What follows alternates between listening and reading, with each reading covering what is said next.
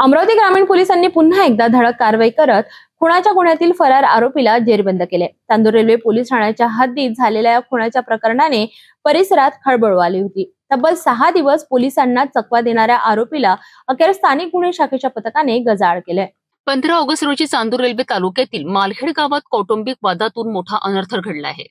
फिर्यादी ज्योत्स्ना ठाकरे हिला घेण्यासाठी तिचा पती 39 वर्षीय देवीदास उर्फ सूरज अंबादास ठाकरे हा माहेरी आला होता। मात्र ज्योत्स्नाचे वडील 65 वर्षीय दामोदर श्रावण अळणे यांनी मुलीला पतीसोबत पाठवण्यास नकार दिला। यामुळे संतापलेल्या देवीदास ठाकरेने जवळ असलेल्या लाकडी फडीने दामोदर अळणे यांच्या डोक्यावर वार केला। या हल्ल्यात दामोदर अळणे गंभीर जखमी झालेत। त्यांना नागपूर मेडिकल कॉलेजमध्ये दाखल करण्यात आले आहे, परंतु उपचारादरम्यान त्यांचा मृत्यू झालाय।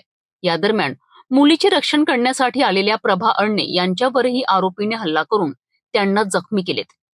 या घटनेनंतर आरोपी देवीदास ठाकरे फरार झाला। चांदूर रेल्वे पोलीस ठाण्यात गुन्हा दाखल करण्यात आला आहे। त्याचा शोध सुरू असताना स्थानिक गुन्हे शाखेला गुप्त माहिती मिळाली आहे की आरोपी कडमजापूर ऑटो स्टॉप जवळ दिसून आला आहे।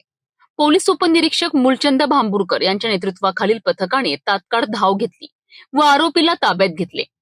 नंतर त्याला पुढील कारवाईकरिता चांदूर रेल्वे पोलीस ठाण्यात सुपूर्द करण्यात आले। ही कारवाई पोलीस अधीक्षक विशाल आनंद, अप्पर पोलीस अधीक्षक पंकज कुमावत यांच्या आदेशाने तसेच पोलीस निरीक्षक किरण वानखडे यांच्या मार्गदर्शनाखाली करण्यात आली आहे। खुनाचा गंभीर गुन्हा करून फरार झालेल्या आरोपीला स्थानिक गुन्हे शाखेने अटक केल्याने नागरिकांमध्ये पोलिसांच्या कार्यप्रणालीबद्दल समाधान व्यक्त केले जात आहे। अमरावती ग्रामीण पोलिसांनी दाखवलेली तत्परता ही खरंच कौतुकास्पद आहे।